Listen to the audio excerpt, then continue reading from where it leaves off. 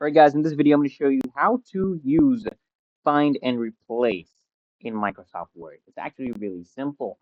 Let's say I wanted to find all the words that said apples and I wanted to change all those words to pineapple, okay, or watermelon, whatever you want to change it to. It's really simple. So here at home, you'll see an option up here that says replace. Click on replace, or you could press Control and H if you like using shortcuts. You do that. I'm gonna click on this, and now we're gonna tell it what to find.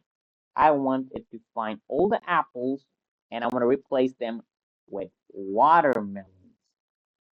That's simple, okay? I just click replace all, and it's gonna replace all of them. There were 9 apples, and I replaced all of them with watermelons.